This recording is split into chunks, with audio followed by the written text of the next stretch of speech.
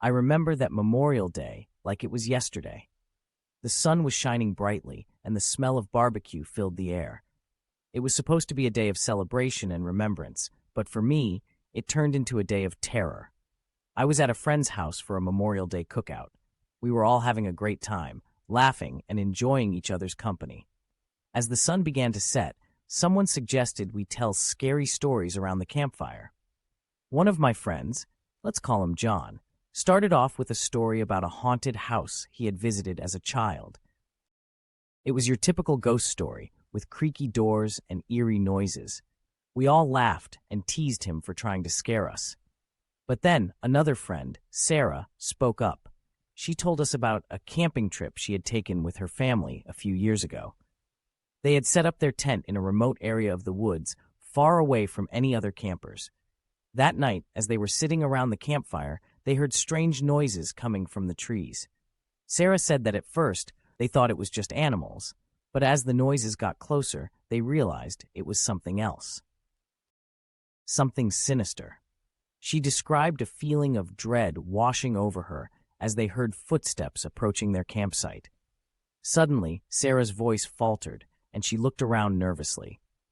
We all sat in silence, waiting for her to continue, but she just shook her head and said she couldn't talk about it anymore.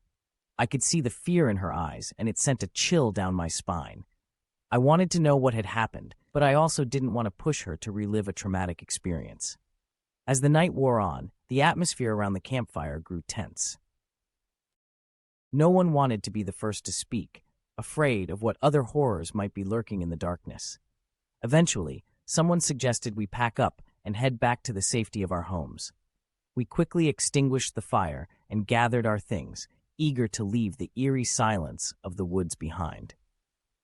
But as we made our way back to the car, I couldn't shake the feeling that we were being watched. Every rustle of leaves, every snap of a twig, made my heart race with fear. When we finally reached the car, I let out a sigh of relief. I was ready to put the night behind me and forget about the terrifying stories we had heard. But as we drove away, I couldn't shake the feeling that something was following us. I glanced out the window, half expecting to see a pair of glowing eyes staring back at me from the darkness. I never found out what Sarah had heard in the woods that night, and part of me is glad for that. Some things are better left unknown, better left to haunt the depths of our nightmares. That Memorial Day will always be etched in my memory as a day of terror, a day when the line between reality and the supernatural blurred, leaving me with a lingering sense of unease that I can never quite shake. Hey there, spooky friends! Do you believe in ghosts?